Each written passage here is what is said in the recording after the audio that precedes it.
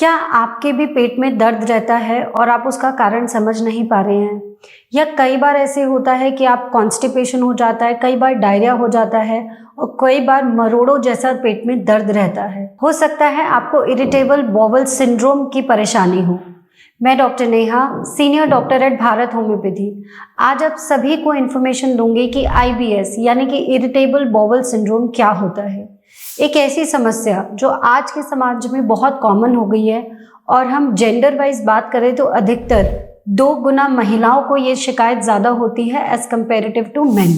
इसका जो as of onset होता है लगभग अर्ली 20s यानी कि 18, 19, 20, 21, 22 साल की उम्र से ये परेशानी पता लगती है और कई बार कई लोगों को ये 20-25 साल तक ये बीमारी रहती है। और एलोपैथिक के नज़रिए से देखें तो कई बार डॉक्टर्स बोलते हैं इसका कोई इलाज नहीं है। तो क्या ये सही है?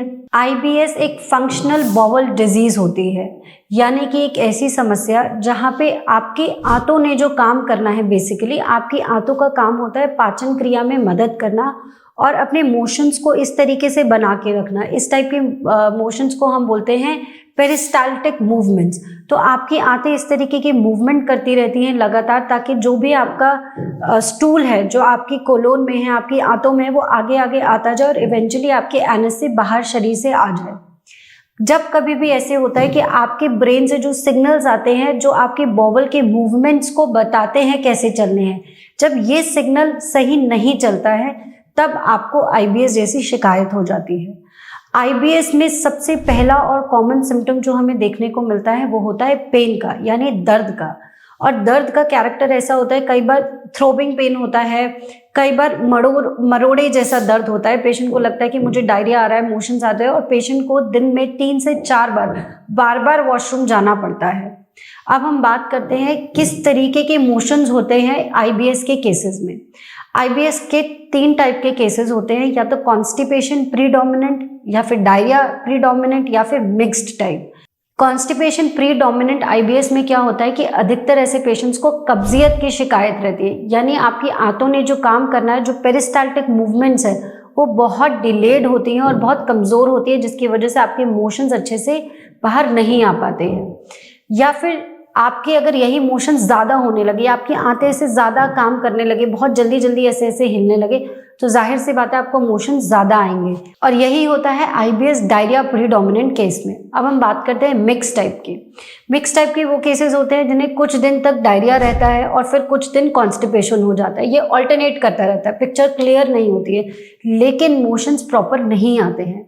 कई बार IBS के केसेस में हमने ये देखा है कि पेशेंट को स्टूल के साथ ब्लड भी आ जाता है, म्यूकस भी आ जाता है और इस तरीके की सिचुएशन बनी रहती है। अब हम बात करते हैं क्या इसके कारण हो सकते हैं। IBS का अभी तक कोई भी कारण समझा नहीं गया है, ऑल्दो हम ये कह सकते हैं कि बहुत सारी चीज़ों की वजह से ट्रिगर हो जाता है, यानी कि आप ऑलरेडी आपको IBS की समस्या है, लेकिन जब कभी भी आप अपने खाने पीने में एरर करते हैं या आपको मेंटल स्ट्रेस ज़्यादा होता है तब आपकी दिक्कतें बढ़ जाती हैं। बहुत सारे लोग ऐसा समझते हैं कि इमोशनल स्ट्रेस, मेंटल स्ट्रेस से IBS होता है, बट ये क्लिनिकली प्रूवन नहीं है।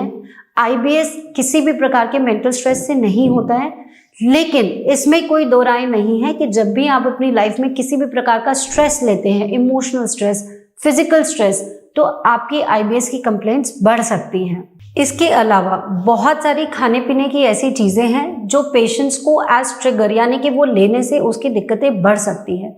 कुछ लोगों को ग्लूटेन से प्रॉब्लम होता है, यानी गेहूं से दिक्कतें होती हैं। कुछ लोगों को डेयरी यानी कि दूध और दूध से बनी हुई चीज़ों से दिक्कतें होती हैं। कुछ लोगों को गोभी से परेशानी होती है।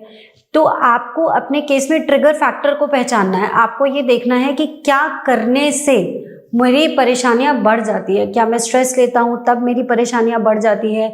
क्या मैं खाने पीने में कुछ ऐसी चीज़ें खाता हूँ जिससे मेरी परेशानी बढ़ जाती है? IBS के केसेस माइल्ड हो सकते हैं, यानी कि बहुत हल्की फुल्की दिक्कतें हो सकती है। मॉडरेट हो सकती है, यानी कि बीच बीच में इतना प्रॉब्लम हो जाए कि पेशेंट की लाइफस्टाइल हैम्पर हो सकती है। और कई बार IBS के केसेस बहुत सीवियर भी हो जाते हैं। सीवियर यानी कि ऐसे केसेस जहाँ पे पेशेंट को डायरिया की वजह से, डिहाइड्रेशन यानी कि डायरिया की वजह से पानी की मात्रा शरीर में कम हो जाती है। और अगर हम सिवियरिटी की बात करें तो कई बार क्या होता है कि क्योंकि पेशेंट की आते अच्छे से काम नहीं कर रही है तो पेशेंट सोशल अवॉइडेंस करता है, यानी कि कहीं बाहर आने जाने से कतराता है, किसी प्रकार की पार्टी से कतराता है। और कई बार ऐसे होता है कि उसके ऑफिस से कई बार उसको छुट्टियां लेनी पड़ती हैं क्योंकि उसकी आते अच्छे से काम नहीं करती, थोड़ा बहुत भी खाता है और उसको वॉशरूम भागना पड़ता है। जब यही समस्या बढ़ने लगे तो पेशेंट का वेट लॉस होने लगता है, वज़न कम बहुत तेज़ी से कम होने लगता है, कई बार धीरे धीरे भी वज़न कम होने लगता है। और हम जब रिपोर्ट्स कराते हैं तो हमें देखने को मिलता है कि पेशेंट में जो भी मिनरल्स होने चाहिए इंपॉर्टेंट, जैसे आयरन होना वो कम हो जाता है, हीमोग्लोबिन कम हो जाता है, कैल्शियम की मात्रा कम हो जाती है, विटामिन B12 की मात्रा कम हो जाती है। तो ये सारी चीज़ें शरीर में कम होने की वजह से पेशेंट को वीकनेस जैसे सिम्टम्स भी रहते हैं। अगर आप इन सारी परेशानियों से जूझ रहे हैं, चाहे आप IBS के माइल्ड केस हो, चाहे आप IBS के सिवियर केस क्यों ना हो, आपको एनीमिया की शिकायत रहती है, आपका पाचन क्रिया बिल्कुल ठीक नहीं रहता है, तो आपको घबराना नहीं है। होम्योपैथिक मेडिसिन में इनका बहुत अच्छा सोल्यूशन है, बशर्ते आपको दवा आपके केस को समझकर यानी कस्टमाइज करके दी गई हो। आपकी सारी कंप्लेंट्स को समझने के बाद आपकी पास हिस्ट्री कैसी है, आपका इमोशनल स्ट्रेस, फिजिकल स्ट्रेस कैसा है, ये सारी चीज़ें समझने के बाद जब हम होम्योपैथिक मेडिसिन देते हैं तो पेशेंट्स को बहुत अच्छा रिजल्ट आता है और ये बीमारी लाइलाज बिल्कुल भी नहीं है। तो डरिएगा नहीं, बिल्कुल घबराना नहीं है। भारत होम्योपैथी की टीम से कॉन्टैक्ट करिए and we will be there to help you. Thank you.